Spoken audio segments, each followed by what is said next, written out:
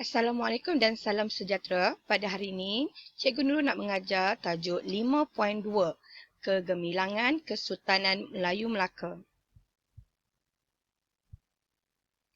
Kesultanan Melayu Melaka pada peringkat awal hanya perkampungan nelayan, kemudian berkembang menjadi sebuah kerajaan yang masyhur. Terdapat beberapa faktor kegemilangan Kesultanan Melayu Melaka. Yang pertama, kepimpinan raja yang berwibawa. Faktor yang kedua, sistem pentadbiran yang cekap. Faktor yang ketiga, sistem perundangan yang tersusun. Terdapat 4 aspek yang kita boleh lihat dalam kegemilangan Kesultanan Melayu Melaka. Aspek yang pertama, pembentukan empayar. Aspek yang kedua, pusat penyebaran Islam. Aspek yang ketiga, pusat perdagangan. Dan aspek yang keempat, hubungan luar. Kita pergi kepada faktor kegemilangan yang pertama, iaitu kepimpinan raja. Raja merupakan ketua pemerintah, ketua kerajaan yang mempunyai kuasa tertinggi. Hak kuasa ini berpunca daripada beberapa sumber. Yang pertama, keturunan Raja Palembang. Menurut teks Sulalatul Salatin, pemerintah Melaka berasal keturunan anak Raja Palembang bersusur galuh daripada Iskandar Zulkarnain. Susur galuh inilah yang memberi taraf kedudukan yang tinggi kepada Sultan Melaka dalam kalangan kerajaan-kerajaan alam Melayu. Hak kuasa yang kedua, peranan raja yang unggul. Antara peranan raja yang unggul ialah simbol perpaduan dan kemakmuran. Peranan yang kedua, mengetuai angkatan tentera. Peranan yang ketiga, mengetuai hubungan diplomatik. Peranan yang keempat, menyelaraskan aktiviti ekonomi. Peranan yang kelima, menjadi ketua agama Islam. Dan peranan yang keenam, menegakkan keadilan. Hak kuasa seterusnya adalah kewibawaan raja. Raja memerintah berpandukan kepada bidang kuasa yang telah ditetapkan dalam Hukum Kanun Melaka. Antara ciri kepimpinan yang dimiliki oleh raja ialah adil, berwibawa dan mengutamakan kebajikan rakyat seperti Sultan Muzaffar Shah dan juga Sultan Mansur Shah. Sultan Mansur Shah menasihati puteranya Sultan Alauddin Riayat Shah agar bersikap adil terhadap rakyat, menyiasat segala tuduhan dengan teliti dan bekerjasama dengan pegawai-pegawainya. Itu yang ketiga. Yang keempat adalah daulat dan alat kebesaran.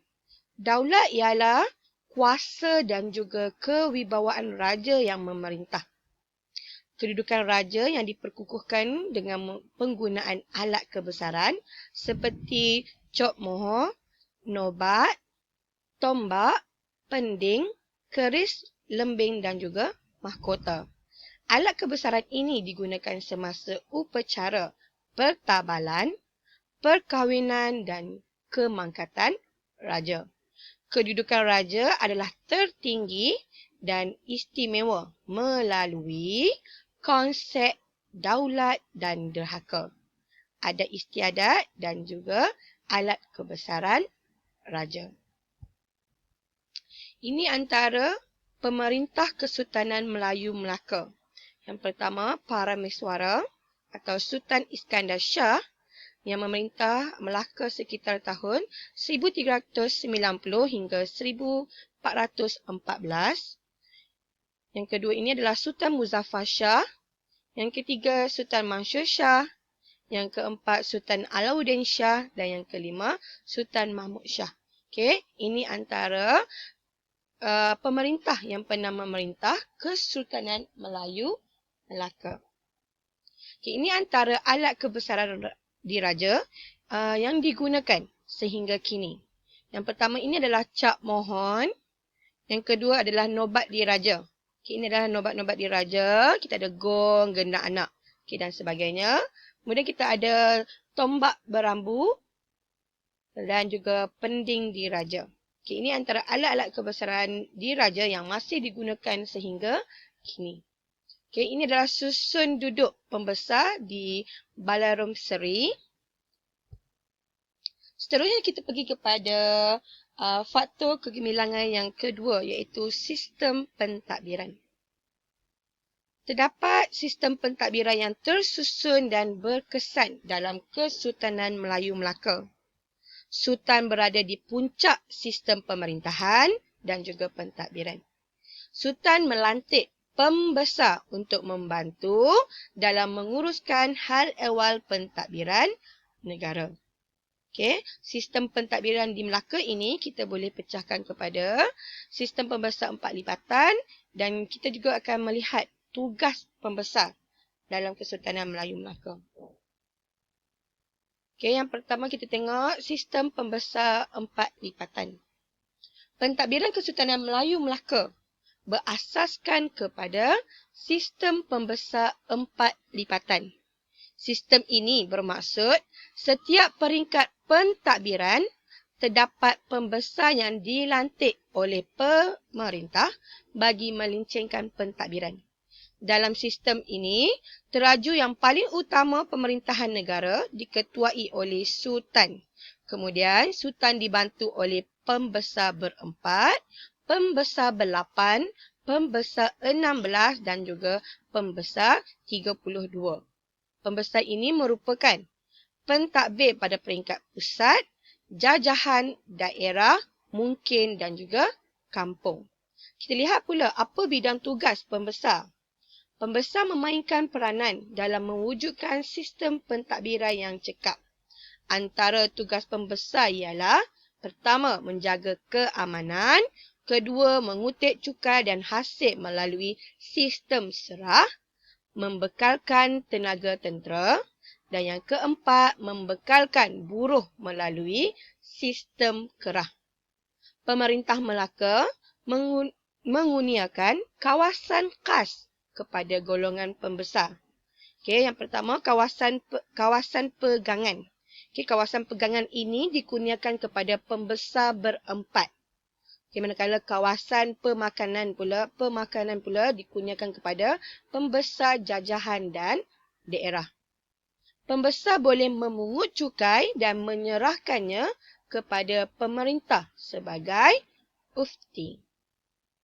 Okay, kita lihat apa itu sistem serah dan apa itu sistem kerah. Sistem serah, pemberian sebahagian daripada hasil tanaman yang diusahakan oleh rakyat kepada pemerintah.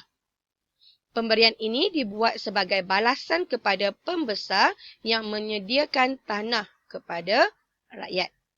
Kadar serahan ini bergantung kepada hasil ternakan atau tanaman yang diperolehi. Manakala sistem kerah pula, pekerjaan yang dibuat tanpa diberi upah. Contohnya, membina jalan, istana, kubu dan saliran. Okay, di sini murid-murid boleh lihat sistem pembesar 4 lipatan. Tonggak yang paling atas sekali adalah Sultan dan Sultan dibantu oleh para pembesar, iaitu pembesar berempat, pembesar berlapan, pembesar 16 dan pembesar 32. Okay. Pembesar berempat merupakan pembesar peringkat pusat yang merupakan tonggak utama pentadbiran Kesultanan Melayu Melaka. Mereka terdiri daripada bendahara, penghulu bendahari, temenggung dan laksmana. Mereka juga dikenali sebagai orang kaya berempat. Okay, tonggak yang utama Sultan. Sultan dibantu oleh pembesar berempat iaitu bendahara, penghulu bendahari, temenggung dan juga laksmana. Yang mana kita kenali mereka sebagai orang kaya berempat. Okay, bendahara. Okay, Apa bidang tugas bendahara? Bendahara merupakan penasihat raja, menteri utama peringkat pusat, ketua turus angkatan perang, ketua hakim dan juga pemangku sultan. Penghulu bendahari pula merupakan pemungut hasil ataupun ufti, ketua segala bendahari, ketua urus setia istana dan juga ketua syah bandar. Bidang tugas Temenggung pula, Temenggung merupakan ketua polis dan penjara. Penguasa bandar dan juga kota di Melaka, pegawai protokol istana dan hakim di darat. Manakala Laksmana pula adalah ketua angkatan laut, pegawai pribadi raja, ketua duta, ketua utusan ke negara lain iaitu negara luar dan hakim di laut. Itu kedua faktor kegemilangan Kesultanan Melayu Melaka. Seterusnya kita lihat faktor yang ketiga iaitu sistem perundangan. Terdapat sistem perundangan yang mantap hingga pemerintahan Kesultanan Melayu Melaka berada dalam keadaan yang gemilang. Pertama tadi kita tengok kepimpinan raja yang berwibawa. Bila kita ada raja yang berwibawa, ditambah pula dengan sistem pentadbiran dia yang tersusun, dan kita ada pula tambahan dengan sistem perundangan yang mantap. Hal ini yang telah menjadikan Kesultanan Melayu Melaka berada dalam keadaan yang gemilang. Dan sistem perundangan Kesultanan Melayu Melaka terbahagi kepada dua. Yang pertama, undang-undang bertulis dan yang kedua, undang-undang adat. Undang-undang bertulis kita ada Hukum Kanun Melaka dan juga Undang-Undang Laut Melaka. Manakala undang-undang adat pula kita ada Adat Temenggung. Hukum Kanun Melaka. Hukum Kanun Melaka ini ditulis semasa pemerintahan Sultan Muzaffar Shah iaitu sekitar 1446 hingga 1456.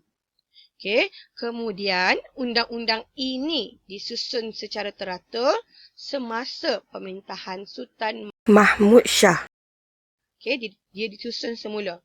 Sekitar tahun 1489 hingga 1511. Kita dapat 44 fasal dalam undang-undang ini yang meliputi pertama, hak keistimewaan, kedua, tanggungjawab raja dan yang ketiga, pembesar. Selain pada itu, terdapat juga hukum Islam yang berkaitan dengan perbuatan jenayah, urusan jual beli dan kekeluargaan. Dan undang-undang ini dapat mewujudkan keamanan dan menjamin keselamatan rakyat kerana jenayah di dalam Melaka dapat diatasi dengan baik serta tersusun dengan mengikuti Hukum Kanun Melaka ini. Seterusnya kita lihat pula Undang-Undang Laut Melaka. Undang-Undang Laut Melaka ini ditulis semasa pemerintahan Sultan Mahmud Shah. Tujuan undang-undang ini digubal adalah bertujuan untuk menentukan peraturan pelayaran dan perdagangan. Terdapat 25 fasal yang menerangkan tentang peraturan di laut, tertib berniaga dan tata cara berjual beli. Undang-undang ini menjelaskan tentang tanggungjawab nakhoda, anak kapal, kiwi iaitu penyewa ruang letak barangan dalam kapal dan juga syah bandar. Dengan undang-undang ini juga, ia telah menyebabkan aktiviti perdagangan di Selat Melaka berjalan dengan lancar dan juga adil. Undang-undang ini juga memberikan keyakinan kepada para pedagang untuk terus berurus niaga di Melaka. Sehingga Melaka telah muncul sebagai pusat perdagangan antarabangsa. Seterusnya kita lihat pula Undang-Undang Adat. Undang-Undang Adat ini dikenali sebagai Adat Temenggung yang diasaskan oleh Datuk Ketemenggungan. Adat ini berkaitan dengan pewarisan tahta, sistem pemerintahan, perkahwinan, pewarisan harta dan juga perundangan. Selain daripada itu, sistem pemerintahan adat Temenggung ini juga bercorak autokratik dengan kuasa tertumpu kepada raja. Pemerintah tertinggi ialah raja yang menjadi ketua agama, ketua pentadbir serta simbol perpaduan kepada rakyat dan negara. Tahta kerajaan diwarisi oleh anak lelaki sulung dan undang-undang ini telah membolehkan pewarisan tahta di Kesultanan Melayu Melaka berlaku secara teratur. Ini sistem perundangan Kesultanan Melayu Melaka yang tadi saya dah sebut. Kita ada Hukum Kanun Melaka, kita ada Undang-Undang Laut Melaka. Seterusnya kita lihat pula kepada aspek kegemilangan. Terdapat 4 aspek kegemilangan. Yang pertama, pembentukan empayar, pusat perdagangan, hubungan luar dan juga pusat penyebaran agama Islam. Kita lihat satu persatu. Empayar yang luas. Kesultanan Melayu Melaka meliputi seluruh semenanjung tanah Melayu dan kawasan pantai timur Sumatera. Kesultanan Melayu Melaka terdiri daripada tanah jajahan dan juga negeri naungan. Terdapat berapa cara pembentukan empayar ini? Terdapat 3. Yang pertama, penaklukan. Yang kedua, cara perkahwinan. Dan yang ketiga, cara naungan. Kita lihat satu persatu. Penaklukan. Ia dilakukan untuk menjamin keselamatan dan juga kemakmuran Kesultanan Melayu Melaka. Dan kawasan taklukan di semenanjung Tanah Melayu terdiri daripada Kuala Linggi, Berwas dan Pahang, Terengganu serta Kelantan.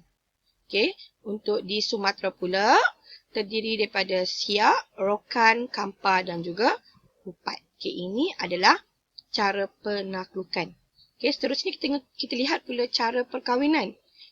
Cara perkahwinan ini berlaku antara Sultan Melaka dengan puteri kerajaan lain. Perkahwinan ini bertujuan untuk mengeratkan lagi hubungan persahabatan dan juga kekeluargaan. Contoh yang kita boleh lihat ialah perkahwinan antara Sultan Mansur Shah dengan Puteri Majapahit iaitu Radin Galoh Cendera Kirana. Yang mana telah menyebabkan berlakunya penyebaran pengaruh Melaka secara meluas sehingga ke Majapahit. Itu cara yang kedua melalui perkahwinan. Sekarang kita lihat pula cara yang ketiga iaitu dengan cara naungan. Terdapat kerajaan lain yang rela untuk bernaung di bawah Kesultanan Melayu Melaka. Contoh kita boleh lihat Lingga, Patani dan juga Kedah. Yang mana mereka rela untuk duduk di bawah naungan Melaka. Yang mana Raja Melaka berada di ataslah dalam pemerintahan. So itu adalah cara pembentukan empayar dalam Kesultanan Melayu Melaka. So ini adalah gambaran perkahwinan Sultan Melaka dengan Puteri Majapahit. Dan ini adalah ilustrasi raja yang bernaung di bawah Kesultanan Melaka. Dia merafak sembah kepada Sultan Melaka lah. Sebab mereka duduk di bawah naungan Kesultanan Melayu Melaka, duduk di bawah naungan Raja Melaka. Seterusnya kita tengok apa kepentingan, apa peri kepentingan empayar kepada Kesultanan Melayu Melaka ini. Yang pertama adalah kepentingan politik. Meluaskan wilayah dan tanah jajahan untuk mengukuhkan hubungan dengan kerajaan yang ditakluk. Untuk menyekat pengaruh kuasa serantau seperti Siam, Majapahit dan juga Pasai. Itu kepentingan kenapa Kesultanan Melayu Melaka dia membuat empayar, memperluaskan empayar. Yang kedua dari segi sosial. Bila berlakunya pembentukan empayar ini, berlakulah asimilasi budaya tempatan dengan budaya luar. Contoh daripada Arab, Cina, India dan juga alam Melayu. Dan hal inilah yang telah menyebabkan wujudnya masyarakat majmuk. Kepentingan yang ketiga adalah dari segi keagamaan. Agama. Untuk menggalakkan penyebaran agama Islam. Jadi sebab itulah berlakunya peluasan ataupun pembentukan empayar yang luas dalam Kesultanan Melayu Melaka. Untuk menggalakkan penyebaran agama Islam. Dan Islam ini telah tersebar dan berkembang ke Pahang, Kelantan, Timur Sumatera dan juga Patani, iaitu di kawasan, di kawasan naungan dan juga taklukan Okey, Kesultanan Melayu Melaka. Okey, yang keempat, kepentingan yang keempat adalah dari segi ekonomi. Okey, untuk menguasai lah. Okey, menguasai apa? Perdagangan di Selat Melaka. Jadi itu tujuan kenapa Kesultanan Melayu Melaka memperluaskan empire-nya. Okey, yang pertama untuk menguasai perdagangan di Selat Melaka, yang kedua untuk mendapatkan bekalan seperti rempah ratus dan biji timah untuk diperdagangkan di Pelabuhan Melaka, dan yang ketiga untuk menerima hadiah dalam bentuk wang, emas, timah dan juga bantuan ketenteraan. Itu peri pentingnya pembentukan empayar dalam Kesultanan Melayu Melaka. Kita tengok pula pentadbiran empayar. Bagaimana pentadbiran empayar? Kita pecahkan dia kepada tiga. Corak pentadbirannya dipecahkan kepada tiga. Yang pertama, pentadbiran pusat. Yang kedua, pentadbiran kawasan naungan. Dan yang ketiga, pentadbiran kawasan jajahan. Pentadbiran pusat adalah pusat pentadbiran yang terletak di mana raja bersemayam di kawasan itulah. Dan raja dibantu oleh pembesar pusat. Dan kawasan pentadbiran kawasan naungan pula adalah kawasan yang mengakui ketuanan Melaka. Dan mereka akan menghantar ufti. Dan pentadbiran ini diketuai oleh pemerintah negeri berkenaan sendiri dan dibantu oleh pembesar tempatan. Contoh macam Kedah tadi kan, Petani tu. Sekarang tengok pentadbiran kawasan jajahan pula. Pemerintahannya diketuai oleh pemerintah yang dilantik oleh Kesultanan Melaka. Jadi kat sini awak boleh tengok perbezaan tiga pentadbiran. Ini pentadbiran pusat adalah tempat di mana Kesultanan Melayu Melaka itu sendirilah di mana Raja Melaka itu bersemayam. Dan raja akan dibantu oleh pembesar pusat yang pembesar 4 lipatan tadi tu. Kemudian pentadbiran kawasan naungan pula adalah negeri yang rela duduk di bawah naungan Kesultanan Melayu Melaka tadi tu. Mereka ada ketua. Ketua mereka sendiri untuk mentadbir kawasan naungan tersebut. Berbeza pula dengan pentadbiran kawasan jajahan ini, pemerintahan dia tu adalah diketuai oleh pemerintah yang dilantik oleh Sultan Melaka. Sebab apa? Sebab mereka kawasan tersebut telah dijajah oleh Kesultanan Melayu Melaka. Itu tentang pentadbiran empayar. Sekarang kita tengok pula aspek pusat penyebaran agama Islam. Agama Islam ni tersebar di Sumatera, Pasai dan juga Perlak sebelum kemunculan Kesultanan Melayu Melaka. Dan pengislaman pemerintah yang menyebabkan Kesultanan Melayu Melaka ini muncul sebagai pusat penyebaran agama Islam yang unggul di alam Melayu pada abad ke-15. Bagaimana cara penyebaran agama Islam tadi? Yang pertama melalui perkahwinan. Yang kedua, pengislaman pemerintah. Maksudnya pengislaman raja tu. Yang ketiga, perluasan kuasa. Yang keempat, melalui aktiviti perdagangan. Dan yang kelima adalah peranan daripada ulama dan juga mubalik. 5 cara inilah yang telah menyebabkan agama Islam itu tersebar. Seterusnya kita tengok pula pusat penyebaran agama Islam. Yang warna purple ni adalah kawasan. Kawasan pengaruh Islam. Ini semua kawasan pengaruh agama Islam. So, kita pergi pula kepada cara bagaimana penyebaran Islam ni dilakukan. Ada 5 cara tadi. Yang pertama adalah pengislaman pemerintah. Pengislaman Sultan Iskandar Shah pada tahun 1414 yang diikuti dengan pembesar dan juga rakyat. Sultan Muzaffar Shah juga menjadikan Islam sebagai agama rasmi. So di sini kita boleh lihat peranan yang dimainkan oleh pembesar dalam penyebaran agama Islam. Seterusnya kita lihat pula melalui perkahwinan. Melalui perkahwinan Sultan Puteri Sultan Mansur Shah dengan putera Raja Siap. Ini pun antara cara bagaimana penyebaran agama Islam berlaku. Yang ketiga adalah peranan ulama dan juga mubalik. Melaka akan menghantar utusan dan mubalik ke seluruh kawasan pengaruh dia. Ajaran tasawuf dan juga sufi dikembangkan melalui ulama ini yang dari India. Dan juga Timur Tengah seperti Maulana Abu Bakar dan juga Maulana Yusuf. Contoh ulama yang memainkan peranan dalam penyebaran agama Islam ini. Okey, Sultan Alauddin Riayat Shah juga ada menghantar ulama untuk mengajar Raja Pahang, Raja Kampar dan juga Indragiri berkenaan agama Islam. Kenapa Sultan Alauddin Riayat Shah yang hantar ulama ke Pahang ni? Kerana Pahang adalah bawah jajahan Kesultanan Melayu Melaka. Itu cara yang ketiga. Cara yang keempat adalah melalui perdagangan. Islam tersebar melalui pedagang yang datang daripada India, China dan juga Arab.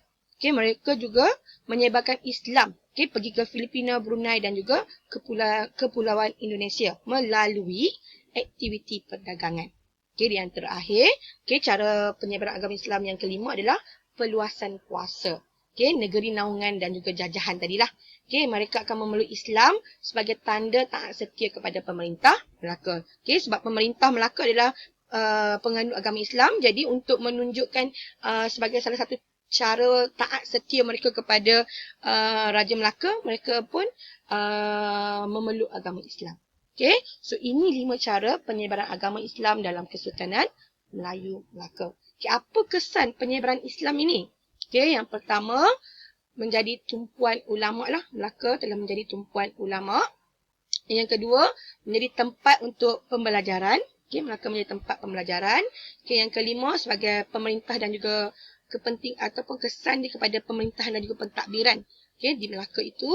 Dan yang keempat, wujudnya persuratan. So kita tengok satu persatu tumpuan ulama. Melaka ni menjadi tumpuan ulama dan juga pendakwah dari negara lain. Sultan akan memperbincangkan kitab agama seperti Darul Manzum menjadi mana penaungan kepada aktiviti dakwah. Dan tempat pembelajaran pula, Sultan Muzaffar Shah menjadikan masjid, surah dan juga madrasah sebagai tempat untuk mempelajari Al-Quran dan juga tasawuf. Itu kesan penyebaran agama. Istana, madrasah, surah, masjid tu telah dijadikan sebagai tempat untuk mempelajari Al-Quran. Pemerintahan dan juga pentadbiran. Golongan ulama memainkan peranan penting dalam pentadbiran. Jawatan Kadi dan Mufti dibentuk untuk melincingkan lagi sistem pengurusan agama Islam. Undang-undang Islam dilaksanakan menerusi Hukum Kanun Melaka dan juga Undang-Undang Laut Melaka. Persuratan pula. Berlakunya perkembangan sastra. Saduran. Dari Arab dan juga Parsi seperti Hikayat Muhammad Ali Hanafiah dan juga Hikayat Amir Hamzah. Yang berkembangnya tulisan Jawi dan juga bahasa Melayu dalam Kesultanan Melayu Melaka. Bahasa Melayu ni menjadi bahasa persuratan dan juga bahasa dalam penulisan. Bila berlakunya perkembangan ataupun penyebaran agama Islam dalam Kesultanan Melayu Melaka. Ini kesan penyebaran Islam. Melaka jadi tumpuan ulama, jadi tempat perbincangan dan juga wujudnya persuratan. Bila agama Islam ini berkembang. Aspek yang seterusnya adalah pusat perdagangan. Melaka menjadi pusat perdagangan. Mengendalikan perdagangan antarabangsa. Sebab kedudukan dia yang strategik, so Melaka ini mengendalikan perdagangan antarabangsa. Berfungsi sebagai pelabuhan interport untuk mengumpul barang daripada alam Melayu dan berfungsi sebagai pusat pengedaran barangan daripada timur dan barat ke alam Melayu. Itu antara kepentingan lah. Melaka menjadi pusat perdagangan di Selat Melaka. Kedudukan dia yang strategik inilah yang menyebabkan Melaka boleh menjadi sebagai pusat perdagangan. Kedudukan Melaka yang terletak di laluan perdagangan antara India dengan China. Kedudukan strategik Melaka di Selat Melaka telah menyebabkan Melaka menjadi tumpuan para pedagang yang datang dari dalam dan juga luar alam Melayu. Dan pusat perdagangan dan juga pelabuhan Melaka itu menjadi maju dan terkenal. Seterusnya Melaka menjadi pusat pengumpulan dan pengedaran pelbagai barang. Barangan sama ada daripada luar ataupun tempatan akan dikumpulkan di pelabuhan Melaka untuk diedarkan. Hal ini telah menjadikan Melaka sebagai emporium. Barangan yang dikumpulkan adalah seperti timah, emas, kapur barus, hasil hutan dan rempah-ratus. Ini daripada barangan tempatan lah yang dikumpulkan di pelabuhan Melaka. Manakala barangan daripada luar yang dikumpulkan di Melaka pula adalah seperti kain pelekat, tembikai dan juga wangian. Okey, seterusnya kita tengok. Okey, Melaka dikunjungi. Okey, pedagang daripada dalam dan juga luar alam Melayu. Okey, antaranya adalah pedagang daripada Arab, Cina dan juga Gujarat. Okey, ini adalah pedagang luar. Okey, yang datang ke Selat Melaka, Pelabuhan Melaka. Okey, kalau daripada alam Melayu adalah seperti Pasai dan juga Jawa. Okey, yang keempat adalah menjadi pusat perkapalan. Okey, menjadi tumpuan untuk kapal kecil dan juga kapal besar. Okey, kapal kecil seperti perahu, sampan dan kapal besar seperti jong dan juga bahtera. Okey, hal inilah daripada kedudukan dia yang strategi menjadi pusat pengumpulan dan pengedaran barang, dikunjungi oleh pedagang tak kira daripada dalam ataupun luar kerajaan alam Melayu dan juga menjadi pusat perkapalan yang telah menjadikan Melaka itu sebagai pusat perdagangan yang terkenal di Selat Melaka. Ini adalah hubungan perdagangan Melaka yang berlaku, yang mana telah menjadikan Melaka itu sebagai pusat perdagangan antarabangsa. Sama ada daripada pedagang dalam ataupun luar kerajaan alam Melayu. Ini adalah ilustrasi kesibukan di Pelabuhan Melaka. Ini adalah replika jong. Ini replika baluk. Ini adalah diorama pedagang Arab yang datang berdagang di Kesultanan Melayu Melaka. Seterusnya adalah pengurusan perdagangan. Bagaimana cara pengurusan perdagangan di dalam Kesultanan Melayu Melaka. Kita lihat daripada peranan Shah Bandar. Kemudian peranan yang dimainkan oleh orang laut, pengurusan cukai yang teratur, kemudahan pelabuhan dan juga penggunaan sistem tukar barang dan juga mata wang yang telah menjadikan Melaka sebagai pusat perdagangan. Inilah antara lima aspek yang diuruskan sehingga Melaka menjadi sebuah pusat perdagangan antarabangsa. Kita tengok Shah Bandar. Shah Bandar ni adalah terdiri pada pegawai yang cekap, mahir dan juga berpengalaman. Dia akan menguruskan urusan perdagangan di Selat Melaka. Apa peranan dan juga tugas dia? Pertama, mengurus pasar dan juga gudang. Bertanggungjawab memeriksa alat timbang, sukat dan juga mata wang. Kemudian menjaga kebajikan dan juga keselamatan pedagang yang datang berdagang di Selat Melaka, Pelabuhan Melaka itu. Menguruskan cukai, menguatkuasakan peraturan keluar dan masuk kapal dan menjadi hakim di pelabuhan sekiranya timbul masalah. Kita tengok cukai di pelabuhan. Kadar cukai di pelabuhan, cukai rasmi dan cukai tidak rasmi. Cukai rasmi untuk pedagang Arab, India, Ceylon, Siam dan juga Pegu adalah 6%. Kadar cukai yang dikenakan. Kalau untuk pedagang daripada alam Melayu 3%. Ini pedagang luar lah. Ini pedagang daripada alam Melayu. Cukai tidak rasmi, pedagang Cina dan Jepun kadarnya adalah 5%. Yang mana ia dalam bentuk hadiah. Cukai pelabuhan yang rendah, inilah yang telah menarik minat pedagang untuk datang untuk berdagang di pelabuhan Selat Melaka inilah. Cukai dan bayaran surat kebenaran berniaga menjadi sumber pendapatan kepada Melaka.